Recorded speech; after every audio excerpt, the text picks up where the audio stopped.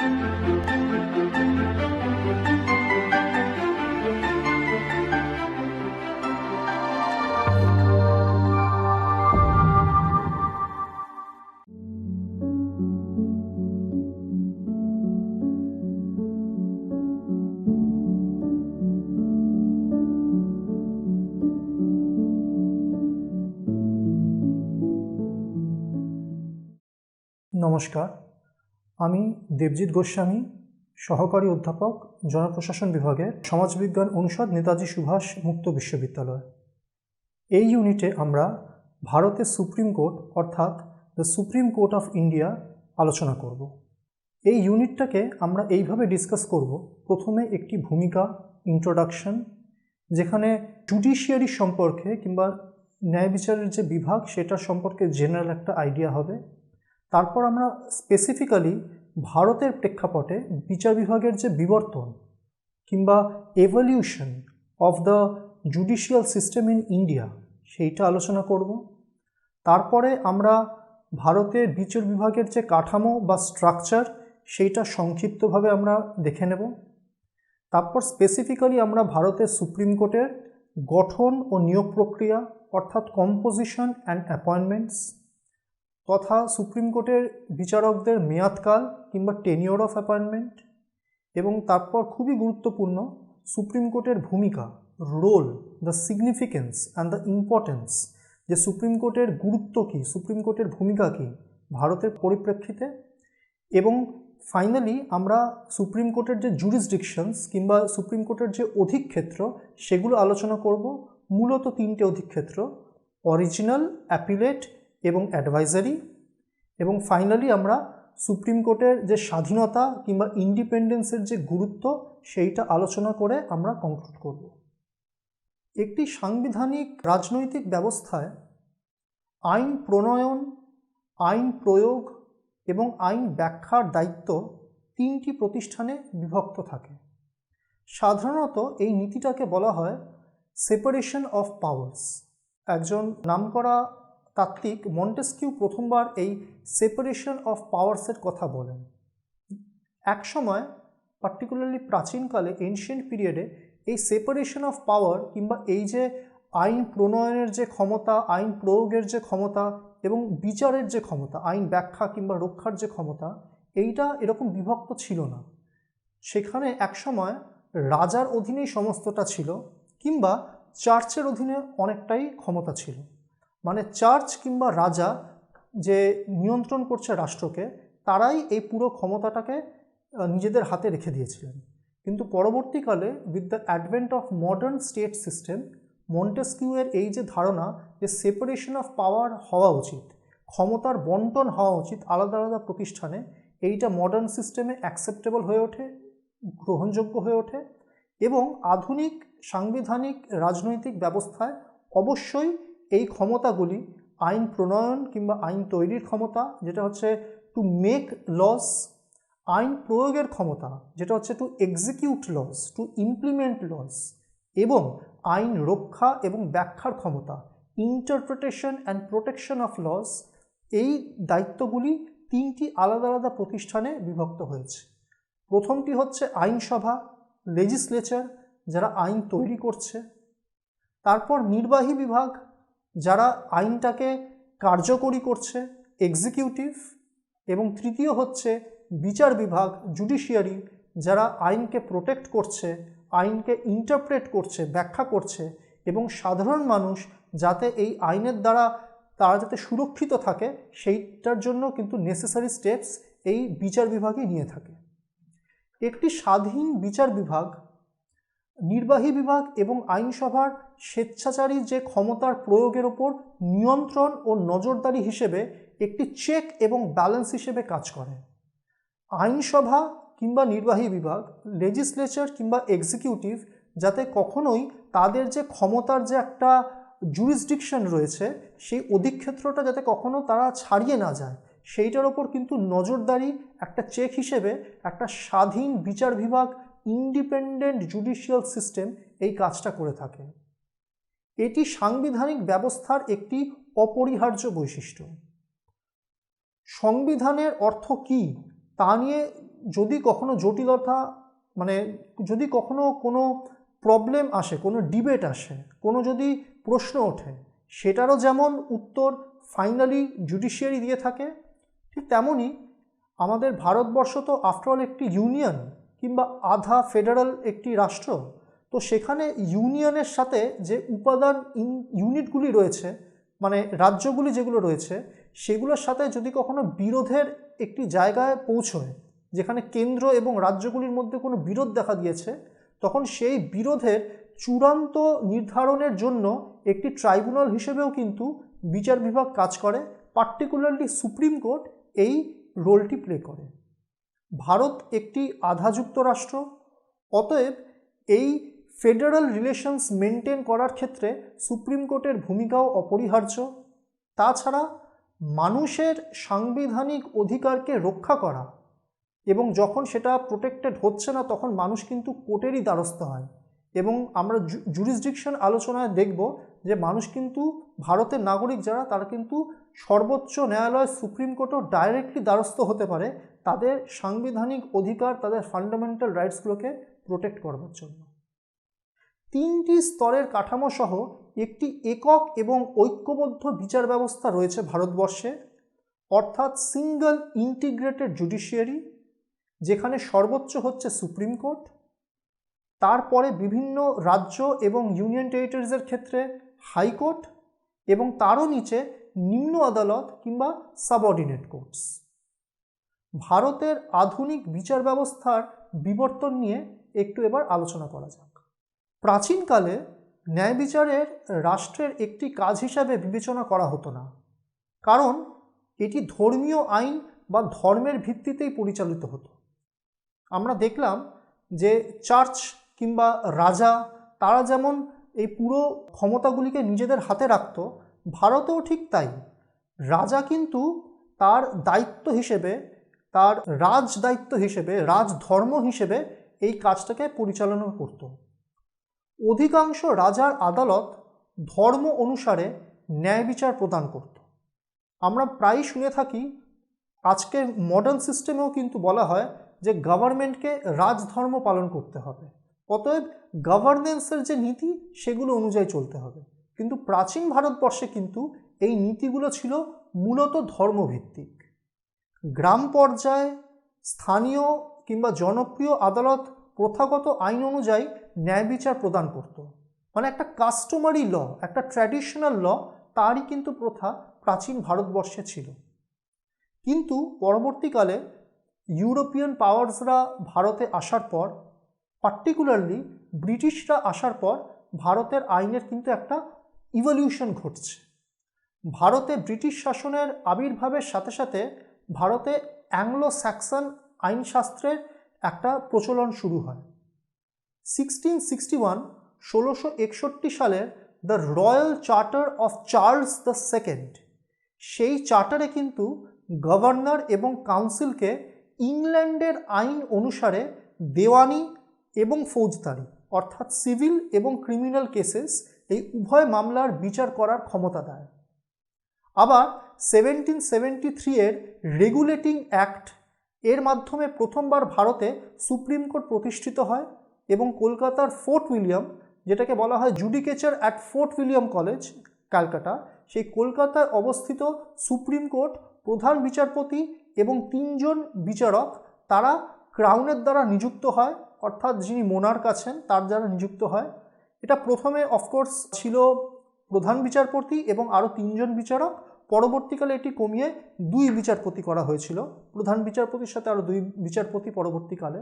তারা ক্রাউনের দ্বারা নিযুক্ত হচ্ছে, এবং এটিকে কিন্তু কোম্পানির আদালত বলা যায় না, ব্রিটিশ ইস্ট ইন্ডিয়া কোম্পানির আদালত নয়, তার পরিবর্তে এটা রাজার আদালত হিসেবে পরিণত হয়েছিল। মানে ব্রিটিশ যে মোনার্ক, যে রাজা কিংবা রানী, তাদেরই এখানে আইন চলছে ভারতে। পরবর্তীকালে, এবং এটা অত্যন্ত গুরুত্বপূর্ণ, কেন আধুনিক সিস্টেমে আমরা যেই আমাদের মডার্ন কনস্টিটিউশনে যেই জিনিসগুলো, উপাদানগুলো আমরা নিয়েছি, তার অধিকাংশই কিন্তু 1935 সালের যে government of India act, Bharat শাসন আইন, সেখান থেকে আমরা নিয়েছি। অতএব মডার্ন সিস্টেমে পরবর্তীতে 1935 সালের যে ভারত শাসন আইন, তার দ্বারা দিল্লিতে ভারতের ফেডারেল কোর্ট অর্থাৎ the federal court of India প্রতিষ্ঠিত হয়। এটি ভারতীয় সংবিধানের ব্যাখ্যা সংক্রান্ত বিষয়ে হাইকোর্ট এবং প্রিভি কাউন্সিলের মধ্যে একটি মধ্যবর্তী আপিলকারী হিসেবে কাজ করে। এই আদালতটি 26শে জানুয়ারি 1950 পর্যন্ত কাজ করে, যতদিন না ভারতবর্ষ স্বাধীন হয়েছে এবং পরবর্তীকালে যতদিন ভারতের সংবিধান কার্যকরী হয়েছে। এবং আমরা জানি পরবর্তীকালে এটি কিন্তু সুপ্রিম কোর্ট অফ ইন্ডিয়া হিসেবে প্রতিষ্ঠিত হবে with the effect of the constitution of India. ভারতের বিচার বিভাগের যে কাঠামো সেটা একটা সংক্ষিপ্ত আলোচনা করা যাক। সামগ্রিক বিচার বিভাগকে 3টি স্তরে ভাগ করা হয়েছে। শীর্ষে সর্বোপরি সুপ্রিম কোর্ট, তার নিচে বিভিন্ন রাজ্যগুলি এবং ইউনিয়ন টেরিটরিজের জন্য হাইকোর্ট, এবং সর্বনিম্ন স্থানে যে সাবঅর্ডিনেট কোর্টস, নিম্ন আদালত কিংবা সেশন কোর্ট, তাদের জায়গা হয়েছে। সুপ্রিম কোর্ট আইনের সর্বোচ্চ আদালত। সংবিধান অনুযায়ী সুপ্রিম কোর্টের ঘোষিত আইন মানে সুপ্রিম কোর্টের যে ইন্টারপ্রেটেড লজ সেটা কিন্তু গোটা ভারতের ভূখণ্ডের সমস্ত ছোট আদালতকে বাধ্যতামূলকভাবে মানতে হবে। অর্থাৎ সুপ্রিম কোর্ট একবার যদি কোনো অর্ডার জাজমেন্ট পাস করে, ইট ইজ অফকোর্স সমস্ত লোয়ার কোর্ট, হাইকোর্ট সবার ওপর প্রযোজ্য। এর ওপরে আর কোনো কোর্ট নেই। যদিও কিছু স্পেসিফিক ক্ষেত্রে, যেমন ডেথ পেনাল্টির ক্ষেত্রে, আমরা রাষ্ট্রপতির কাছে দ্বারস্থ হতে পারি, কিন্তু সেটা হচ্ছে অনলি ফর স্পেসিফিক কেসেস। নইলে বাকি সমস্ত রকম মামলার ক্ষেত্রে, ফৌজদারি কিংবা দেওয়ানি মামলার ক্ষেত্রে সুপ্রিম কোর্টের জাজমেন্টই কিন্তু আলটিমেট। সুপ্রিম কোর্টের নিচে রাজ্যগুলিতে অবস্থিত হাইকোর্ট। সাধারণত প্রতিটি রাজ্যের জন্য একটি করে হাইকোর্ট থাকে, কিন্তু কিছু কিছু ক্ষেত্রে রাজ্য এবং যে কেন্দ্রীয় শাসিত অঞ্চল অর্থাৎ ইউনিয়ন টেরিটরি তাদের জন্য একটি হাইকোর্ট হতে পারে। আবার প্রতিটি হাইকোর্টের অধীনে কিন্তু যে সাবঅর্ডিনেট কোর্টগুলো রয়েছে, যেমন জেলা দায়রা আদালত, অধস্থন আদালত, ক্ষুদ্র বিচার বিভাগের আদালত, যাকে আমরা স্মল কজ কোর্ট বলি, এগুলোও কিন্তু এক্সিস্ট করে, ফাংশন করে। একটি ফেডারাল কিংবা যুক্তরাষ্ট্রীয় ব্যবস্থায় বিচার বিভাগের গুরুত্বের পরিপ্রেক্ষিতে সুপ্রিম কোর্টকে সংবিধানের ব্যাখ্যার চূড়ান্ত কর্তৃত্ব করার জন্য নির্মাণ করা হয়েছিল। অতএব supreme court is the ultimate interpreter of the constitution এবং সংবিধানের রক্ষক, আলটিমেট প্রোটেক্টর অফ দ্য কনস্টিটিউশনও বটে। এবার আমরা সুপ্রিম কোর্টের গঠন ও নিয়োগ প্রক্রিয়া অর্থাৎ কম্পোজিশন অ্যান্ড অ্যাপয়েন্টমেন্ট অফ জাজেস অফ দ্য সুপ্রিম কোর্ট আলোচনা করব। সুপ্রিম কোর্ট ভারতের প্রধান বিচারপতি এবং আইন দ্বারা প্রদত্ত অন্যান্য বিচারকদের নিয়ে গঠিত, এবং এই গঠন কিন্তু ভারতের সংবিধানেই দেওয়া রয়েছে, সেপারেটলি আর কোনো আইনের দরকার নেই। In the constitution of India supreme কোর্টের প্রধান বিচারপতি এবং অন্যান্য বিচারকদের গঠনের সম্বন্ধে প্রভিশনস দেওয়া রয়েছে। সুপ্রিম কোর্ট যখন উদ্বোধন করা হয় তখন মাত্র 8 জন বিচারপতি ছিলেন। এর সংখ্যা পরবর্তীকালে বেড়ে হয়েছে 25। ভারতের রাষ্ট্রপতি তিনি কিন্তু নিয়োগকারী কর্তৃপক্ষ, মানে he is the president of India, is the appointing authority, যিনি প্রধানমন্ত্রী এবং মন্ত্রিপরিষদের পরামর্শ অনুযায়ী নিয়োগগুলি করে থাকেন। কিন্তু আমাদেরকে মাথায় রাখতে হবে, আলটিমেটলি এই জাজেসদের রেকমেন্ডেশন কিন্তু আসে জাজেসদের মধ্যে থেকেই, যেই বডিটাকে বলা হয় কলিজিয়াম। ভারতে যে কলিজিয়াম সিস্টেম রয়েছে তারা কিন্তু আলটিমেটলি রেকমেন্ড করে যে নেক্সট জাজেস কারা হবে, এবং অফকোর্স সেটা প্রধানমন্ত্রী এবং যে ইউনিয়ন কাউন্সিল অফ মিনিস্টার্স মন্ত্রী পরিষদ তারাই পরামর্শ দেন, এবং সেই অনুযায়ী রাষ্ট্রপতি এনাদেরকে জাজেস হিসেবে অ্যাপয়েন্ট করে।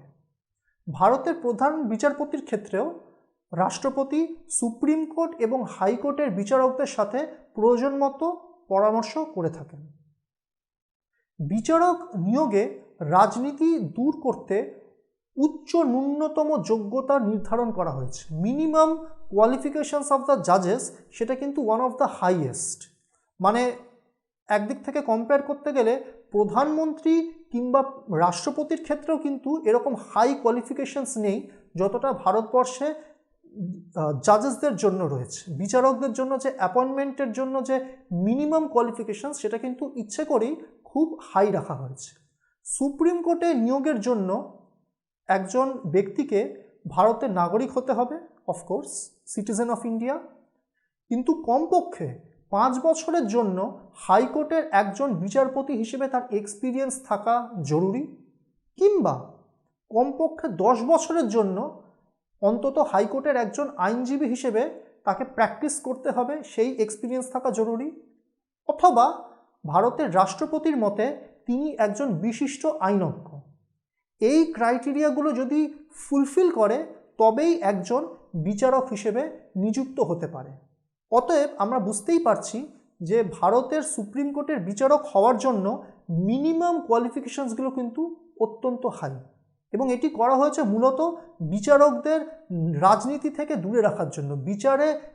বিচারকদের যে নিয়োগ প্রক্রিয়া সেখান থেকে রাজনীতি যাতে হস্তক্ষেপ না করতে পারে তার জন্য মিনিমাম অ্যাপয়েন্টমেন্ট ক্রাইটেরিয়া কিন্তু খুবই হাই। জাজেসদের যে মেয়াদকাল সেটাও একটু আলোচনা করে নিই খুব সংক্ষিপ্তভাবে। একজন বিচারক যখন নিযুক্ত হন তখন 65 বছর না হওয়া পর্যন্ত তিনি অধিষ্ঠ থাকতে পারেন। he will continue to serve, he or she will continue to serve till 65 years of age. যদিও বা 65 বছর অবধি যে তিনি কমপ্লিটই করবেন তার টেনিওর, সেটা কিন্তু নয়। সুপ্রিম কোর্টের একজন বিচারক তিনি তার চাইলে তার পদ থেকে পদত্যাগও করতে পারেন, তিনি ভারতের রাষ্ট্রপতির কাছে তার রেজিগনেশন লেটার জমা করতে পারেন, কিংবা একজন বিচারককে কিন্তু অপসারিতও করা যেতে পারে, যেটাকে বলা হয় দ্য প্রসিডিওর অফ ইমপিচমেন্ট। তার অসদাচরণ বা অক্ষমতার কারণ দেখিয়ে তিনি যদি তার যে বিচারক হিসেবে তার যে দায়িত্ব সেটা যদি পালন করতে না পারেন, সেই কারণ হিসেবে তাকে কিন্তু অপসারিত করা যেতে পারে থ্রু ইমপিচমেন্ট। কিন্তু এই প্রক্রিয়া কিন্তু সহজ নয়, এটি একটি জটিল প্রক্রিয়া। সংবিধানে বর্ণিত পদ্ধতি অনুযায়ী সংসদের প্রতিটি কক্ষে উপস্থিত ও ভোটদানকারী সদস্যদের 2/3 দ্বারা সমর্থিত একটি প্রস্তাব পাশ করতে হবে।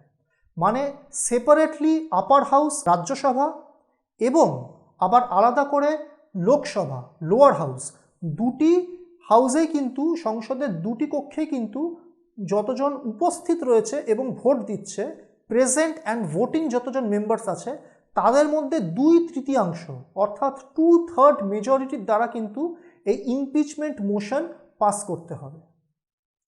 1968-এর বিচারক তদন্ত আইন অভিশংসনের প্রক্রিয়া দ্বারা সুপ্রিম কোর্টের একজন বিচারকের অপসারণ সম্পর্কিত পদ্ধতি আলোচনা হয়েছে, এবং এই অপসারণ কিংবা ইমপিচমেন্টের যে প্রসিডিওর এটা কিন্তু এই 1968-এর বিচারক তদন্ত আইনই নিয়ন্ত্রণ করে। তবে ভারতবর্ষে এখন অবধি সুপ্রিম কোর্টের কোনো বিচারককে ইমপিচ করা অপসারণ করা হয়নি। এবার আমরা আলোচনা করব সুপ্রিম কোর্টের ভূমিকা, the role, the significance of the supreme court of India. Supreme কোর্টের গুরুত্বপূর্ণ ভূমিকা হিসেবে আমরা উল্লেখ করতে পারি কয়েকটি পয়েন্ট। যেমন সুপ্রিম কোর্ট অন্যান্য যে lower courts, subordinate courts, high courts তাদের থেকেও কিন্তু আপিলের বিরুদ্ধে চূড়ান্ত রায় দেয়। অর্থাৎ এটা হচ্ছে আপিলের ক্ষেত্রে উচ্চতর আদালত, the highest court of appeal. Supreme court এমন একটি প্রতিষ্ঠান হিসেবে কাজ করে যেখানে বিভিন্ন সরকারি সংস্থা, কেন্দ্রীয় সরকার এবং রাজ্য সরকারের সমস্যার বিষয়গুলোও কিন্তু সমাধান করা হয়। অতএব সুপ্রিম কোর্ট একমাত্র ইনস্টিটিউশন যেখানে রাজ্য সরকার তথা কেন্দ্র সরকার কিংবা বিভিন্ন যে রাজ্য সরকারগুলির মধ্যে যদি সমস্যা সমাধান করতে হয় সেটা একমাত্র সুপ্রিম কোর্ট করে থাকে। সংবিধানের 141 ধারা অনুসারে সুপ্রিম কোর্টে কর্তৃক ঘোষিত আইনের যে ব্যাখ্যা, যে রায়, সেটা কিন্তু ভারতের সমস্ত অঞ্চলের যে আদালত across all territories of the union of India তাদের ওপর প্রযোজ্য। অতএব সুপ্রিম কোর্টের আইন হচ্ছে, সুপ্রিম কোর্টের রায় হচ্ছে সর্বোপরি। কিছু বিষয়ে সুপ্রিম কোর্ট নিজে থেকেই কাজ করতে পারে কিংবা স্বয়ং সক্রিয়ভাবে তারা কোনো একটি অর্ডার দিতে পারে, যেটাকে সুও মোটো কগনিজেন্স বলে, যেটা আমরা আলোচনা করব। এবং সুপ্রিম কোর্ট শুধু আপিলের সর্বোচ্চ আদালতই নয়, নাগরিকদের মৌলিক অধিকারের গ্যারান্টার, নাগরিকদের যে ফান্ডামেন্টাল রাইট সেইটার ফাইনাল অভিভাবকও বটে। সুপ্রিম কোর্টের জুরিসডিকশনস কিংবা অধিক্ষেত্রগুলো আমাদের জন্য অত্যন্ত গুরুত্বপূর্ণ, কেন কি সুপ্রিম কোর্টের অধিক্ষেত্রর মধ্যে কিছু কিছু স্পেসিফিক এমন রোল সুপ্রিম কোর্ট প্লে করে যেগুলো কিন্তু হাইকোর্ট কিংবা অন্য নিম্ন আদালত করতে পারে না। ভারতীয় সংবিধানের 141 ধারায় বলা রয়েছে যে সুপ্রিম কোর্ট দ্বারা নির্ধারিত আইন ভারতের ভূখণ্ডের সমস্ত আদালতের জন্য বাধ্যতামূলক হবে। এই ক্ষেত্রে সুপ্রিম কোর্টের যে এখতিয়ার, সুপ্রিম কোর্টের যে জুরিসডিকশন বা অধিক্ষেত্র, সেটা মূলত 3 প্রকার। মূল এখতিয়ার অরিজিনাল জুরিসডিকশন, অ্যাপিলের জুরিসডিকশন বা আপিলের এখতিয়ার এবং অ্যাডভাইজারি জুরিসডিকশন বা উপদেষ্টা এখতিয়ার। এছাড়াও একটা জুডিশিয়াল রিভিউ কিংবা পর্যালোচনার এখতিয়ারও সুপ্রিম কোর্টের রয়েছে। প্রথমত যে মূল এখতিয়ার কিংবা মূল অধিক্ষেত্র original jurisdiction of the supreme court, সেটা বোঝা যাক। ভারতীয় সংবিধানের 131 ধারায় সুপ্রিম কোর্টের যে ইউনিয়ন এবং রাজ্যগুলির মধ্যে কিংবা রাজ্য এবং অন্যান্য রাজ্য সরকারের মধ্যে কিংবা একদিকে ভারতের ইউনিয়ন গভর্নমেন্ট এবং কয়েকটি রাজ্য সরকার এবং অন্যদিকে বিভিন্ন রাজ্য সরকারের যে গ্রুপ, এদের মধ্যে যখনই বিরোধের একটি জায়গা দেখা দেয় তখন সেইটাকে একমাত্র সমাধান করার এখতিয়ার রয়েছে সুপ্রিম কোর্টের। অর্থাৎ ধরা যাক government of India versus government of West Bengal, এরকম যদি কোনো কেস হয়, কিংবা government of West Bengal versus government of Bihar, দুটি রাজ্য সরকারের মধ্যে যদি কোনো মামলা হয়, কিংবা একদিকে গভর্নমেন্ট অফ ইন্ডিয়া এবং গভর্নমেন্ট অফ ওয়েস্ট বেঙ্গল মানে কেন্দ্রীয় সরকার এবং রাজ্য সরকার, কয়েকটি রাজ্য সরকার একদিকে versus say government of Bihar, government of Odisha, অন্যদিকে আরও কয়েকটি রাজ্য সরকারের গ্রুপ, এরকম যদি বিরোধের কোনো মামলা দেখা যায় তাহলে কিন্তু এই মামলার শুনানি একমাত্র সুপ্রিম কোর্ট করতে পারে। অর্থাৎ এই ধরনের মামলার ক্ষেত্রে বিরোধের বিচার করার ক্ষমতা সুপ্রিম কোর্ট ছাড়া অন্য কোনো আদালতের নেই। এটা কিন্তু সুপ্রিম কোর্টের মূল এখতিয়ার কিংবা অরিজিনাল জুরিসডিকশনের মধ্যে পড়ে। তাছাড়া মৌলিক অধিকারের রক্ষক হিসেবে সুপ্রিম কোর্টের কিন্তু নন এক্সক্লুসিভ এখতিয়ারও রয়েছে। নন এক্সক্লুসিভ কেন? কেন কি এই এখতিয়ারটা শুধুমাত্র সুপ্রিম কোর্টের নয়, হাইকোর্টের ক্ষেত্রেও রয়েছে, কিন্তু নিম্ন আদালত সাবঅর্ডিনেট কোর্টসের ক্ষেত্রে নেই। ভারতীয় সংবিধানের 32 নম্বর ধারায় নাগরিকদের সংবিধানের যে 3য় অংশে যে ফান্ডামেন্টাল রাইটস যে উল্লেখিত রয়েছে, সেই মৌলিক অধিকারগুলিকে প্রয়োগ করার জন্য তারা আর্টিকেল 32 অফ দ্য কনস্টিটিউশন, ভারতীয় সংবিধানের 32 অনুচ্ছেদ অনুসারে তারা কিন্তু ডাইরেক্টলি সুপ্রিম কোর্টে যেতে পারে। অর্থাৎ মৌলিক অধিকারের অভিভাবক হিসেবে সুপ্রিম কোর্টকে কিন্তু অধিকার দেওয়া হয়েছে 5 রকম রিট জারি করার: habeas corpus, quo warranto, mandamus, certiorari prohibition. অর্থাৎ এই রিট কিংবা লেখ জারির মাধ্যমে সুপ্রিম কোর্ট ভারতীয় সংবিধানে যে মৌলিক অধিকার, যে ফান্ডামেন্টাল রাইটসগুলো রয়েছে সেইগুলোকে প্রয়োগ করে, সেগুলোকে ইমপ্লিমেন্ট করে, এবং এই ইমপ্লিমেন্টেশনের জন্য একজন নাগরিক কিন্তু ডাইরেক্টলি আর্টিকেল 32 এর অধীনস্থ সুপ্রিম কোর্টে যেতে পারে। এবং এই আর্টিকেল 32 এর মাধ্যমে সে যে সুপ্রিম কোর্টে যাচ্ছে ডাইরেক্টলি, এটাকে বলা হয় রাইট টু কনস্টিটিউশনাল রেমেডিস, যেটিকে ডক্টর B.R. আম্বেদকর বলেছেন heart and soul of the constitution. অর্থাৎ যদিও এটা এক্সক্লুসিভ নয়, তবে নন এক্সক্লুসিভ অরিজিনাল জুরিসডিকশনে সুপ্রিম কোর্টের কিন্তু মৌলিক অধিকার প্রোটেকশন এবং সেটা প্রয়োগের ক্ষেত্রেও কিন্তু গুরুত্বপূর্ণ ভূমিকা পালন করে। দ্বিতীয়ত, সুপ্রিম কোর্টের নেক্সট অধিক্ষেত্র জুরিসডিকশন হচ্ছে আপিলের জুরিসডিকশন কিংবা অ্যাপিলেট জুরিসডিকশন। সুপ্রিম কোর্ট হলো ভারতের সমস্ত আদালতের আপিলের সর্বোচ্চ আদালত। অর্থাৎ সংবিধানের বিষয়ের সাথে জড়িত যা মামলা আছে এটির ব্যাপক আপিলকারীর এখতিয়ার রয়েছে সুপ্রিম কোর্টে। দেওয়ানি মামলা কিংবা ফৌজদারি মামলা, সে সিভিল কেস হোক অথবা ক্রিমিনাল কেস হোক, এই দেওয়ানি কিংবা ফৌজদারি মামলার নিষ্পত্তির জন্য আলটিমেট অথরিটি কিন্তু সুপ্রিম কোর্ট। এবং ফাইনালি যখন খুব হাইয়েস্ট অফেন্স, ক্যাপিটাল পানিশমেন্ট কিংবা মৃত্যুদণ্ডের সাথে কোনো জাজমেন্ট জড়িত থাকে, সেটারও কিন্তু আপিলের বিস্তৃত ক্ষমতা আলটিমেটলি সুপ্রিম কোর্টের কাছে রয়েছে। ভারতীয় সংবিধানের 132 নম্বর ধারায় দেওয়ানি, ফৌজদারি বা হাইকোর্টের অন্যান্য কার্যধারায় আদালতের যে কোনো রায় বা চূড়ান্ত আদেশ থেকে সুপ্রিম কোর্টে আপিলের বিধান রয়েছে। যদি এতে আইনের উল্লেখযোগ্য প্রশ্ন বা সংবিধানের ব্যাখ্যা থাকে, অর্থাৎ যদি কোনো কনস্টিটিউশনাল কোয়েশ্চেন এখানে অ্যারাইজ করে, তার ফাইনাল ব্যাখ্যা, ফাইনাল ইন্টারপ্রিটেশন অ্যাপিল করবে কিন্তু সুপ্রিম কোর্ট। এই আপিল আবার নির্ভর করে হাইকোর্ট প্রত্যয়ন করে কিনা, এবং যদি না করে সুপ্রিম কোর্ট আপিল মঞ্জুর করতে বিশেষ ব্যবস্থা নিতে পারে। সংবিধানের 133 নম্বর ধারায় স্পেসিফিক্যালি দেওয়ানি মামলা অর্থাৎ সিভিল কেসের ক্ষেত্রে উচ্চ আদালতের যে কোনো রায় থেকে সুপ্রিম কোর্টের কাছে অ্যাপিল করার অধিকার রয়েছে।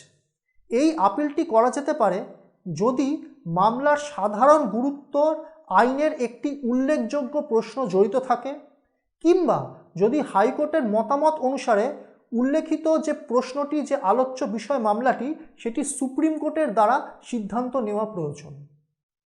সিমিলারলি ভারতীয় সংবিধানের 134 নম্বর ধারায় হাইকোর্টের যে কোনো ফৌজদারি মামলা অর্থাৎ ক্রিমিনাল কেসেসের ক্ষেত্রেও কিন্তু চূড়ান্ত আদেশ বা সাজা সুপ্রিম কোর্টে অ্যাপিলের এখতিয়ার প্রদান করে। Highest form of appeal for criminal cases, সেটাও কিন্তু সুপ্রিম কোর্টের অ্যাপিলের জুরিসডিকশনের অন্তর্গত। এখানে কয়েকটি ভিন্ন প্রকারের মামলা হতে পারে, যেমন যদি হাইকোর্ট আপিলের আদেশ বাতিল করে একজন অভিযুক্ত ব্যক্তিকে মৃত্যুদণ্ডে দণ্ডিত করে থাকে, কিংবা যদি হাইকোর্ট তার কর্তৃত্বের অধীনস্থ কোনো আদালতের কাছ থেকে কোনো মামলা প্রত্যাহার করে নেয় এবং সেই ধরনের ট্রায়ালগুলো অভিযুক্ত ব্যক্তি দোষী সাব্যস্ত করে তাকে মৃত্যুদণ্ড দিয়ে থাকে, কিংবা যদি উচ্চ আদালত প্রত্যয়ন করে যে মামলাটি আপিলের জন্য সুপ্রিম কোর্টের কাছে উপযুক্ত প্লেস করার জন্য। এই সমস্ত ক্ষেত্রেই কিন্তু প্রত্যেকটি মামলা অ্যাপিলেট জুরিসডিকশনের অন্তর্গত, সুপ্রিম কোর্টের কাছে আপিলের জন্য উপযুক্ত।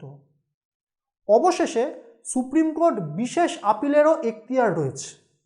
যে কোনো আদালত বা ট্রাইব্যুনাল কর্তৃক গৃহীত বা প্রদত্ত যে কোনো মামলা বা বিষয়, যে কোনো রায়, ডিক্রি, সাজা বা আদেশ থেকে তার বিবেচনার ভিত্তিতে বিশেষ আপিল মঞ্জুর করার ক্ষমতা সুপ্রিম কোর্টের ক্ষেত্রে রয়েছে। অ্যাডভাইজারি জুরিসডিকশন অর্থাৎ উপদেষ্টা অধিক্ষেত্র, সেটাও কিন্তু ভারতীয় সংবিধানের আর্টিকেল 143 উপদেষ্টায় এখতিয়ার রয়েছে সুপ্রিম কোর্টের। সুপ্রিম কোর্ট উপদেষ্টার এখতিয়ার অর্থাৎ অ্যাডভাইজারি জুরিসডিকশনের মাধ্যমে রাষ্ট্রপতি কর্তৃক উল্লেখ করা তথ্য বা আইনের যে কোনো প্রশ্নের উপদেষ্টা মতামত প্রদানের ক্ষমতা সুপ্রিম কোর্টের রয়েছে। অর্থাৎ সুপ্রিম কোর্ট প্রেসিডেন্ট অফ ইন্ডিয়াকে উপদেষ্টা দেওয়ার ভূমিকাও কিন্তু পালন করে। সুপ্রিম কোর্টের উপদেষ্টা ভূমিকা তিনটি অর্থে সাধারণ রায় থেকে আলাদা। প্রথমত, দুই পক্ষের মধ্যে মামলা নেই। দ্বিতীয়ত, এখানে আদালতের উপদেষ্টা মতামতের সরকারের ওপর কোনো বাধ্যতামূলক নয়। এবং তৃতীয়ত, এটিকে কিন্তু রায় হিসেবেও কার্যকর করা যায় না। এটি শুধুমাত্র একটি উপদেশ হিসেবে রাষ্ট্রপতিকে সুপ্রিম কোর্ট দিচ্ছে, এবং এই অ্যাডভাইসটা রাষ্ট্রপতি মানবেন কিনা সেটাও কিন্তু ফাইনালি তার উপরেই কার্যকরী। It is not mandatory for the president to follow this advice. এই তিনটি অধিক্ষেত্র ছাড়া, এই তিনটি জুরিসডিকশন ছাড়া সুপ্রিম কোর্টের কিন্তু একটি বিচার বিভাগীয় পর্যালোচনার এখতিয়ারও রয়েছে, অর্থাৎ জুডিশিয়াল রিভিউ। সুপ্রিম কোর্ট তার নিজের দ্বারা প্রদত্ত যে কোনো রায় বা আদেশকে পর্যালোচনা করে রিভাইজ করতে পারে, সেই ক্ষমতা সুপ্রিম কোর্টের রয়েছে। কিংবা সুপ্রিম কোর্ট কিন্তু অফকোর্স এক ধরনের আদালতের যে কার্যক্রম যেখানে একজন বিচারক একটি পাবলিক সংস্থার দ্বারা প্রণীত সিদ্ধান্ত বা পদক্ষেপের বৈধতা পর্যালোচনা করেন, সেই ক্ষমতাটিও কিন্তু সুপ্রিম কোর্টের বিচার বিভাগীয় পর্যালোচনা বা জুডিশিয়াল রিভিউয়ের এখতিয়ারের মধ্যেই পড়ে। এর মধ্যে সুওমোটো মামলা বা জনস্বার্থ মামলা, যেটাকে পিআইএল বলা হয়, সেগুলোও কিন্তু সুপ্রিম কোর্ট অনেক জনসাধারণের সমস্যার সমাধান করতে হস্তক্ষেপ করার জন্য তারা এই রোলটি পালন করে, যেখানে সুওমোটো কগনিজেন্স কিংবা স্বতঃপ্রণোদিত মামলা কিংবা জনস্বার্থে পিআইএল পাবলিক ইন্টারেস্ট লিটিগেশন, জনস্বার্থ মামলায় সুপ্রিম কোর্ট কিন্তু ইন্টারভিন করতে পারে এবং সেইটিও কিন্তু সুপ্রিম কোর্টের হাইয়েস্ট পাওয়ার রয়েছে। এবং ফাইনালি এই যে বিচার বিভাগীয় সক্রিয়তা, নাগরিকদের অধিকার রক্ষার জন্য এই যে জুডিশিয়াল অ্যাক্টিভিজমের যে রোল, সেইখানেও কিন্তু সুপ্রিম কোর্ট একটি অ্যাক্টিভ কার্যকরী ভূমিকা পালন করে। যদিও বা এখানে শুধুমাত্র সুপ্রিম কোর্ট নয়, এই ভূমিকাটি হাইকোর্টও পালন করে থাকে। কেশবানন্দ ভারতী কেস, যেটা কেশবানন্দ ভারতী মামলা 1973 সালে অত্যন্ত একটি গুরুত্বপূর্ণ মামলা। সেখানে বলাই হয়েছে যে ভারতের যে লেজিসলেচার, আইনসভা, যে কোনো বিষয় আইন তৈরি করতে পারে, কনস্টিটিউশনকে অ্যামেন্ডও করতে পারে, কিন্তু কনস্টিটিউশনের যে মৌলিক কাঠামো, যে বেসিক স্ট্রাকচার, সেখানে হস্তক্ষেপ করতে পারে না। এবং সেই বেসিক স্ট্রাকচারের রক্ষণাবেক্ষণ, প্রোটেকশনের দায়িত্ব কিন্তু আলটিমেটলি সুপ্রিম কোর্টের। ফাইনালি আমরা বলতে পারি যে সুপ্রিম কোর্টের যে স্বাধীনতা, তার দায়িত্ব পালনে তার ইন্ডিপেন্ডেন্স অত্যন্ত গুরুত্বপূর্ণ এবং সুপ্রিম কোর্টের স্বাধীনতা তার দায়িত্ব কার্যকরভাবে পালন করার জন্য অত্যন্ত অপরিহার্য হয়ে ওঠে। এই সুপ্রিম কোর্টের স্বাধীনতা ও নিরপেক্ষ কার্যকারিতা রক্ষা করার জন্য সংবিধানে অনেকগুলি বিধান রয়েছে, যেমন বিচারকদের মেয়াদকালীন নিরাপত্তা, যেমন একত্রিত তহবিল থেকে ধার্য করা হয় বিচারকদের যে এক্সপেন্ডিচার্স, স্যালারিজ, যেমন বিচারকদের আচরণ নিয়ে আলোচনা করা যাবে না, আবার অবসরপ্রাপ্ত বিচারপতিরা আইন অনুশীলন করতে পারবে না, আবার আদালত অবমাননার জন্য কিন্তু চরম শাস্তি দেওয়ার ক্ষমতাও কোর্টের রয়েছে। এই সমস্ত বিধানগুলি সংবিধানে এই জন্যই দেওয়া রয়েছে যাতে কনস্টিটিউশন অফ ইন্ডিয়া ভারতের সুপ্রিম কোর্টের ইন্ডিপেন্ডেন্স, নিরপেক্ষতা, স্বাধীনতা গ্যারান্টি করতে পারে। এবং ফাইনালি টু কনক্লুড, আমরা বলতে পারি যে ভারতে সুপ্রিম কোর্ট হচ্ছে দেশের সর্বোচ্চ বিচার বিভাগ এবং সংবিধানের final interpreter and protector of the constitution. ভারতীয় সংবিধানের ব্যাখ্যা এবং রক্ষা, এই আপিলের চূড়ান্ত রায় দেওয়ার যে ক্ষমতা, সেইটা সুপ্রিম কোর্টের অধীনে রয়েছে। এবং কার্যকরীভাবে সুপ্রিম কোর্ট শুধুমাত্র সংবিধানকে রক্ষা করছে না, কিন্তু মানুষের যে মৌলিক অধিকার, সাধারণ মানুষের যে ফান্ডামেন্টাল রাইটস, সেগুলোকে কার্যকরী করে। যখন অন্যান্য যে প্রতিষ্ঠানগুলি যেমন এক্সিকিউটিভ, লেজিসলেটিভ, তারা যদি তাদের ভূমিকা পালন করতে ব্যর্থ হয়, সেই ক্ষেত্রেও কিন্তু সুপ্রিম কোর্ট তাদেরকে বলতে পারে, তাদের যাতে রিট জারি করে তাদেরকে নিজেদের কাজ, নিজেদের ডিউটিস পালন করার জন্য বলতে পারে। সুপ্রিম কোর্ট কিন্তু একজন অভিভাবক হিসেবে ভারতীয় গণতন্ত্রে, ভারতীয় সাংবিধানিক যে স্ট্রাকচার, কনস্টিটিউশনাল ফ্রেমওয়ার্কে একজন অভিভাবক কিংবা গার্ডিয়ান হিসেবে তার ভূমিকা পালন করে এবং ভারতীয় বিচার ব্যবস্থায় সর্বোচ্চ আদালত হিসেবে সুপ্রিম কোর্টের অবস্থান অত্যন্ত গুরুত্বপূর্ণ।